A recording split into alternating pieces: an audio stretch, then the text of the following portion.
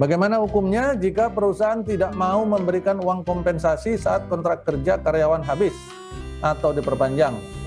PP 35 2021. Dan karyawan juga menyetujuinya dengan membuat suatu surat kesepakatan di depan waktu kontrak kerja di awal dibuat. Ataukah tetap harus memberikan uang kompensasi tersebut? Nah, ini dia nih. Ini sebuah modus baru nih. Bukan modul ya, kalau modul bagus. Modul itu bagian dari mata kuliah di beasiswa HRD. Kalau modus ini modus baru nih Bapak Ibu.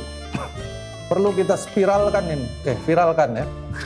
Ini perlu kita share ini modus-modus seperti ini supaya makin banyak karyawan berhati-hati ya.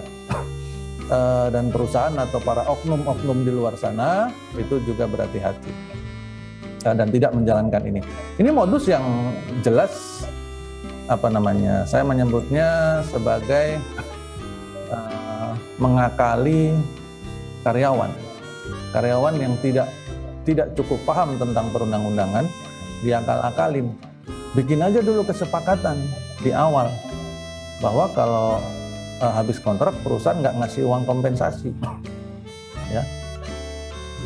Kelihatannya kesepakatan ini benar karena biasanya teman-teman yang berada di sisi perusahaan akan menggarisbawahi dengan salah satu azas hukum, azas kebebasan berkontrak namanya. Itu di dalam pasal 1338 Kitab Undang-Undang Hukum Perdata 1338. Perjanjian berlaku sebagai undang-undang bagi para pembuatnya. Oh betul, kelihatannya kalau kita cuma berpegang sama 1338. Tapi ingat, ada yang namanya 1320, syarat sahnya perjanjian. Jadi nggak sembarangan 1338 bisa dipakai secara membabi buta.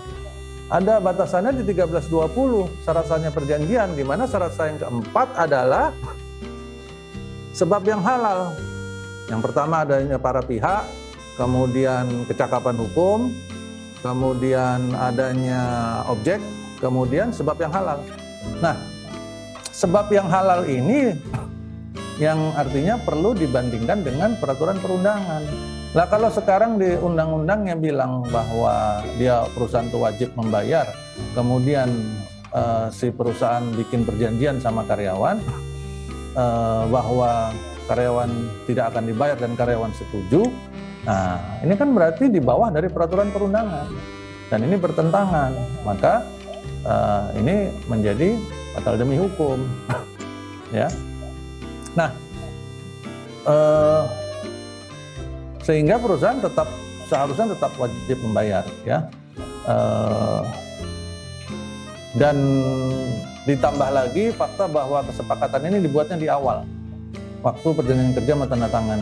Berarti sebenarnya unsur ngakalinnya, unsur mempengaruhi, membujuk itu menjadi lebih besar. Karena di sana ada keadaan take it or leave it. Kamu kalau mau kerja harus tanda tangan ini. Jadi ada keadaan yang memojokkan, yang membuat si karyawan atau calon karyawan pada saat itu tidak lagi punya pilihan. Ya.